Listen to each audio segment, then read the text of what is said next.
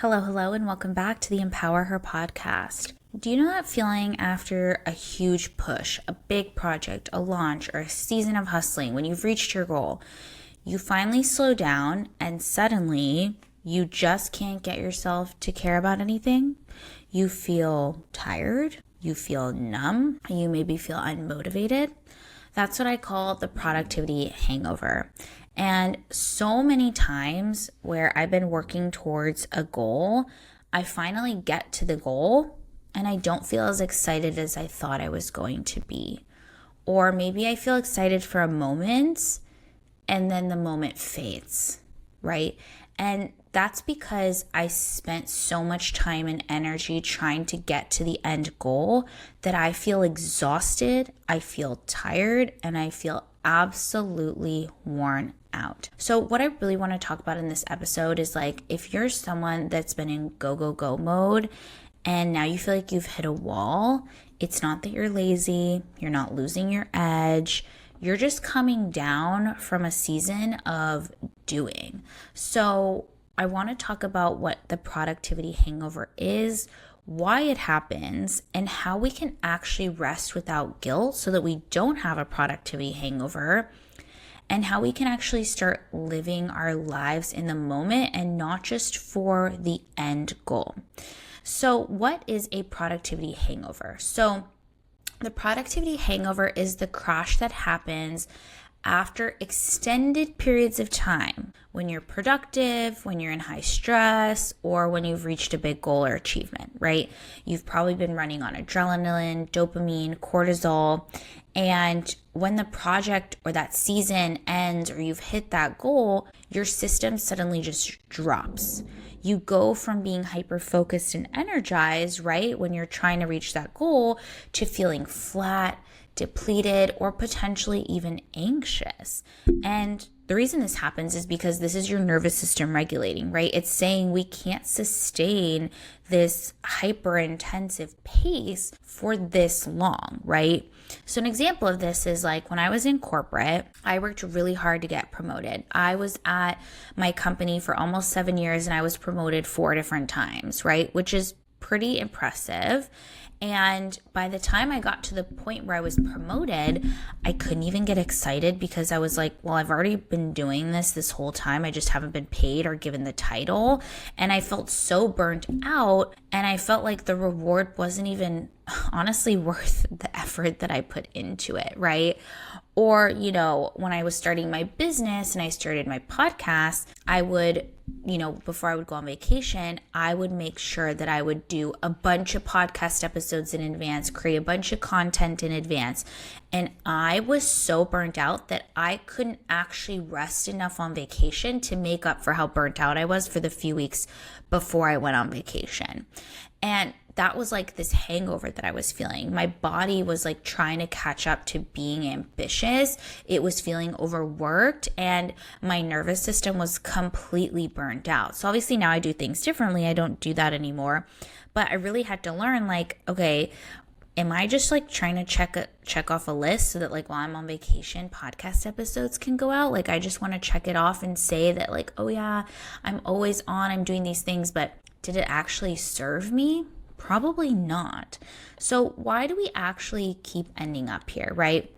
The problem is, and I did touch on this last week, but we've been trained to live for achieving the goal, right? Society, corporate culture, and even school. Everything around us has taught us that achievement is equal to our worth. So the more we achieve, the higher our worth. So because of that, we push ourselves through exhaustion because we're oh, we just keep going. And then the reward is going to come, whether it's the promotion, the launch, the validation, it's going to come. We just keep pushing. But the truth is that if you only feel good at the finish line, you'll always be burnt out on your way there. And I find I work with a lot of high achieving and neurodivergent individuals, specifically women. And I find that high achieving women especially fall into this pattern because we feel guilty for resting, even though it's what allows us to perform with sustainability. And then we add neurodivergence in there, hyper focus can amplify this cycle. You tend to go all in. And then the crash is super hard when it comes down and when you've reached the goal, when the stimulation ends. And so the problem is while we're in the process of achieving a goal, we rarely pause to actually regulate ourselves. We're always sprinting to the next milestone, sprinting to the next goal. But life is what happens in between reaching your goals, right? Like reaching your goal is just the cherry on top of the cake. It's not the whole cake, right? The cake, right, in between the goals is when you're actually becoming the version of yourself who's capable of reaching the goal. But the goal is just an end postmark. You've done so many other things in between that aren't being recognized or aren't feeling supported, right? And there is an emotional and identity crash in this situation. So when you stop doing, we often don't know who we are without the doing because we've tied our self-worth to our output, right? This is where the worthiness piece comes in of achievement and doing more is directly related to our self-worth because we think the more we do, the higher our self-worth will be, therefore the higher our self-esteem is and confidence is. So when you don't do, you feel like your self-worth is on the ground, right? When there's nothing less to produce, it feels like there's a void. That's why when you've hit a goal, there's this post-goal emptiness that really hits hard. You've been in survival mode rather than being present. And it's because you didn't enjoy the process. You just didn't endure it. And you probably said to yourself, oh, when I hit the goal, I'll rest. Or, oh, when I get to that place, then I will chill, right? And when it's done, you didn't even feel the relief because it's not fulfilling. An example of this is I've seen some research on this and things like that is there are people who achieve very high level goals, whether it be, Super Bowl or winning the Olympics. And it's so great. But if they're only focused on winning it, they often don't enjoy the process. And then once the high kind of wears off, then they don't know what to do with themselves. They don't feel like the version of themselves. A lot of athletes do feel this way, which is quite interesting, but it makes sense in terms of their worthiness is dependent on getting the Super Bowl title or winning awards or whatever it is, right? And it's the same thing in kind of our real life. And, but the thing is that if you're not resting and you're not enjoying the process, your nervous system is going to crash out and it's going to cry for balance. So when you do actually stop or you do achieve that goal, it's going to feel strange. It may feel like a void. It may feel empty or even sad. So, even if you want your end goal and you like to set goals, that's totally fine. But if you don't enjoy the process, the end goal might not actually be what's right for you. It may not bring you that joy that you're looking for. And okay, so we've talked about kind of where this comes from, but how do we rest without guilt? So 5-step process. So let's talk through it. I'm sure y'all know what I'm going to talk about in these 5 steps, but the first one is normalizing the crash. Normalize the crash after doing a lot, after achieving your goal. You're not lazy. You're simply recalibrating. And I think if we name it, it can really help to normalize it. And your brain will stop labeling it as a failure if you label it as just something neutral. It's just a recalibration, which isn't good or bad. It's just recalibrating. Step 2 is focus on recovery, not the results, right? So when you rest, your only job is to restore, right? So sleep, eat, stretch, breathe, disconnect from screens, do things that are actually restful to you. Y'all know I can't move on without mentioning here regulating your nervous system. It's my favorite thing to talk about. If you don't have a regulated nervous system, it's going to crash out. And so regulating your nervous system doesn't just come from after achieving your goal when you've had the crash. Regulating your nervous system should ideally be done every day, throughout your whole life, throughout the whole process, because that way you'll have a more regulated nervous system. And redefine what fun and happy looks like for you, right? So if we're focusing on the recovery, not the results, what does life look like for you outside of those results? What's fun for you outside of those results and those goals and milestones, right? That's what we need to focus on. Step 3 is redefining rest as active integration. It's just a fancy way of saying rest is also productive, and rest is something that we need to actually be productive. Because the thing is that if you're tired, overexhausted, burnt out, you can't be creative. You won't have energy for your brain to work in that way. So rest is where your creativity and confidence rebuild. It's where your nervous system stabilizes enough for you to actually start thinking clearly, to make decisions, to take the next step, whatever that looks like for you.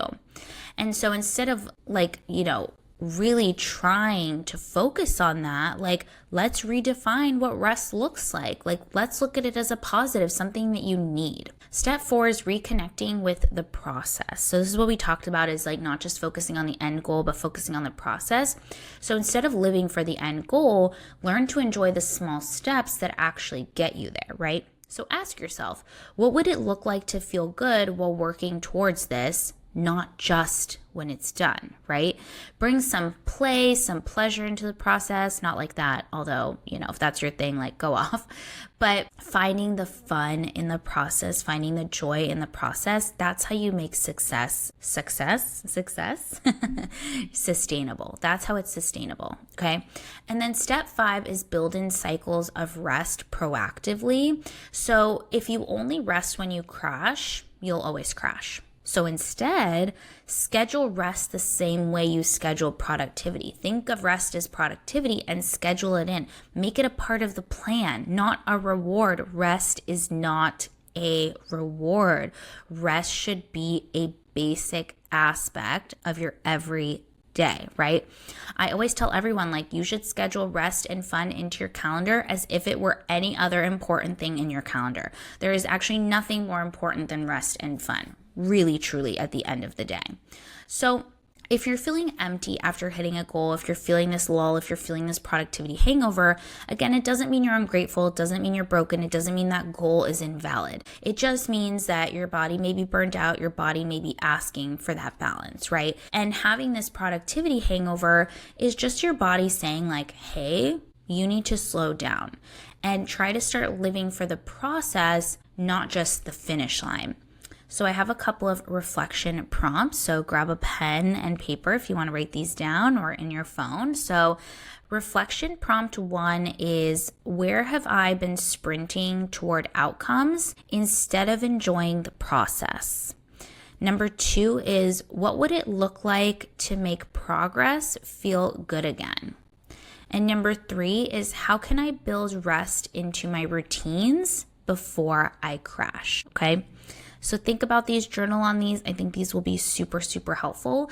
But the thing is look, you're not behind, right? If you have this crash, if you have this hangover, you're not behind, you're just integrating.